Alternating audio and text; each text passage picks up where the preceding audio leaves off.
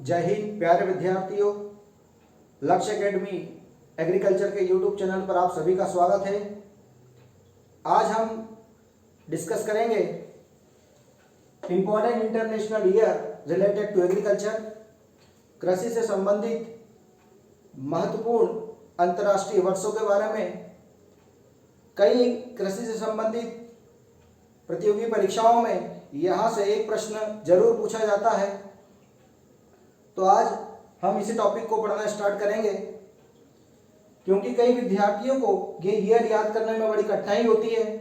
और मैं आप सभी से प्रॉमिस करता हूँ कि अगर आपने इस वीडियो का अंत तक ध्यानपूर्वक देखा और समझा तो कभी आपको इन ईयर्स को रटने की आवश्यकता नहीं पड़ेगी। ये मैं आपसे वादा करता हूँ। तो आइए हम स्टार्ट करते हैं।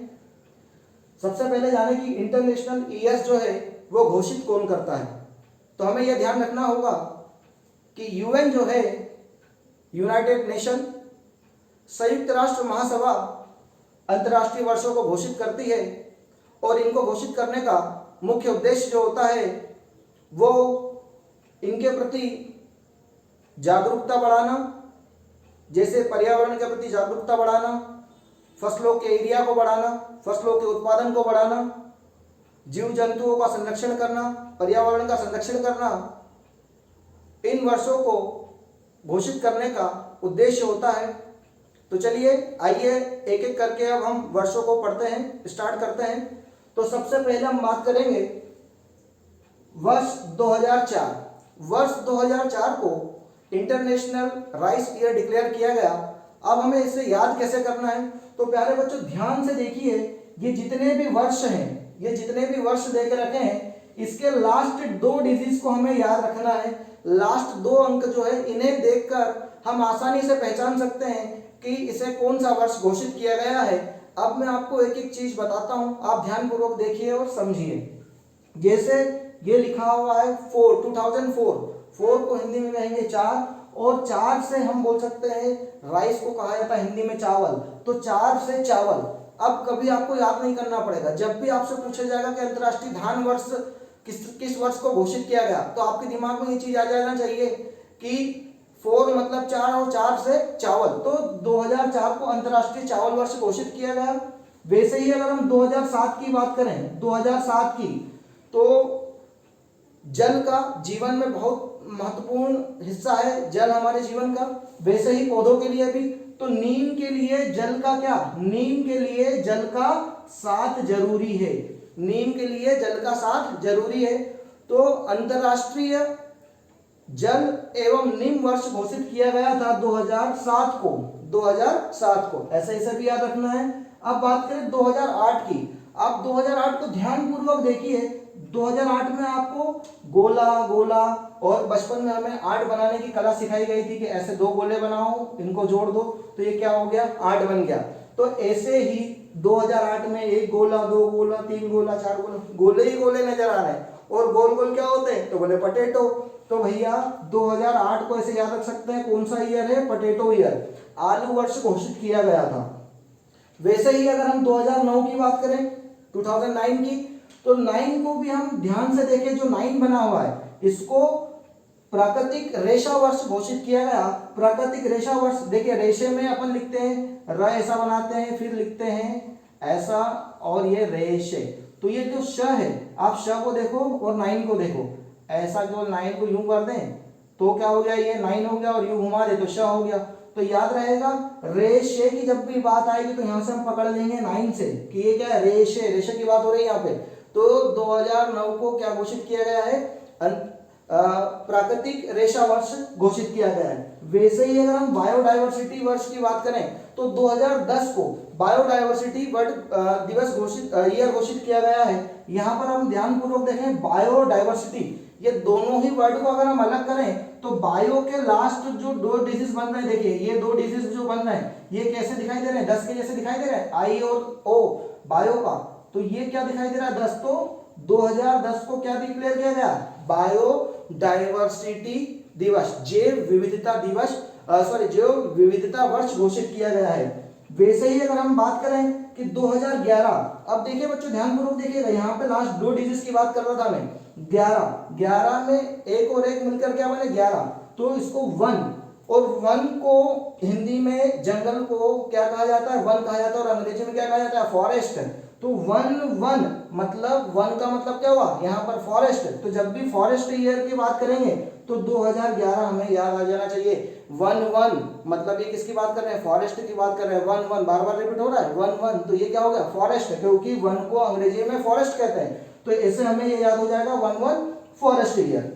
वैसे ही अगर हम बात करें हॉर्टिकल्चर, तो जो हॉर्टिकल्चर है, हॉर्टिकल्चर को जो वर्ष घोषित किया गया था, हॉर्टिकल्चर वर्ष 2012 को, वो भारत सरकार के द्वारा डिक्लेयर किया गया था। किसके द्वारा घोषित किया गया था, याद रखना हमें, भारत सरकार के द्वारा, गवर्नमेंट ऑफ इंडिया के द्वारा डिक्लेयर किया गया है। और 12 को हिंदी में कहते हैं 12, और हॉर्टिकल्चर को हिंदी में कहते हैं बागवानी।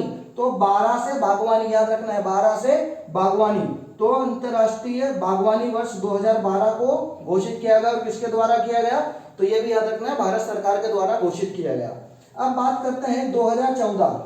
आप लोगों ने एक वर्ड आपको बहुत अच्छे से याद होगा, देखो यहाँ पे मैं बता रहा हूँ 143, इसका मतलब तो आप सभी लोगों को बहुत अच्छे से पता होगा, क्या होता है आई लव, और इसको मैं मिटा देता हूँ यहाँ पर 3 का। अब आप सब समझ लोगे यहाँ पे क्या होता है इसका मतलब, लेकिन मैं यहाँ पे लिख देता हूँ एफ एफ। एफ एफ का मतलब क्या हुआ, फैमिली फार्मिंग। तो आई लव फैमिली फार्मिंग, ऐसा याद रखना है। तो आपको जब भी फैमिली फार्मिंग का ईयर पूछें कि किस वर्ष को फैमिली फार्मिंग ईयर घोषित किया गया, तो आपको याद आ जाना चाहिए आई लव मतलब 2014 को फैमिली फार्मिंग वर्ष घोषित किया गया है। तो ये हमारा 2014 भी कंप्लीट होता है। अब बात करते हैं 2015 की। तो 2015 को अंतर्राष्ट्रीय मृदा वर्ष घोषित किया गया। अंतर्राष्ट्रीय मृदा वर्ष घोषित किया गया जैसे 2015 को। आप यहाँ देखिए 15 में ये जो 5 है, ये 5 किसके जैसा बनता है, एस। छोटे बच्चों को अगर हम कहें कि बेटा 5 बनाओ, तो बच्चा कैसा बना देता है, ऐसा एस कैसा बना देता है। तो हमें यहाँ से देख लेना है कि लास्ट में क्या है, 5 है। 2015 मतलब लास्ट डिजिट जरा 5, और 5 किसके जैसा, एस के जैसा। तो अंतर्राष्ट्रीय मृदा वर्ष घोषित किया गया था 2015 को। वैसे ही अगर हम बात करें 2016 की, तो 16 को भी याद करने का बहुत आसान सा तरीका है। अधिकतर पल्सेस क्राफ्ट के जो क्रोमोसोम नंबर होते हैं वो 14 होते हैं। लेकिन अगर हम बात करें साइसर काबुलियम की, है ना, काबुली चने की बात करें, है ना, काबुली चने, तो काबुली चने में क्रोमोसोम नंबर 16 होते हैं। और काबुली चना क्या है, दलहनी फसल है, दलहनी फसल है, इसलिए यहाँ से हम ऐसा याद रख सकते हैं कि पल्सेस ईयर किसे कहा घोषित किया गया, तो पल्सेस ईयर 2016 को घोषित किया गया। वैसे ही अगर हम बात करें 2020 को, तो 2020 को कौन सा वर्ष घोषित किया गया, तो 2020 को बेटा प्लांट हेल्थ ईयर डिक्लेयर किया गया था। तो अब हमें याद रखना है कि 2020 को तो हम भूल ही नहीं सकते हैं, कोरोना जैसी महामारी आई थी, उसने पूरे मनुष्य जीवन को प्रभावित कर रख दिया था। तो यहाँ पर अगर हम बात करें कि प्लांट की हेल्थ की जब बात आती है, पौधों के स्वास्थ्य की बात आती है, तो पौधों के स्वास्थ्य के लिए कौन सा वर्ष, तो 2020। इसको हमें याद रख लेना है कि हेल्थ किसने खराब करी थी, 2020 ने, कोरोना ने। तो वैसे हमें पौधों के लिए भी याद रखना है कि प्लांट हेल्थ की जब भी बात होगी तो 2020 हमें याद आ जाना चाहिए। तो 2020 को क्या घोषित किया गया था, तो प्लांट हेल्थ ईयर डिक्लेयर किया गया था। वैसे ही अगर हम 2021 की बात करें, 20 के बाद जस्ट क्या है 21, जब भी हमारा स्वास्थ्य खराब होता है तो डॉक्टर्स हमें क्या सलाह देते हैं, आप फ्रूट्स का सेवन करिए, वेजिटेबल्स का सेवन करिए।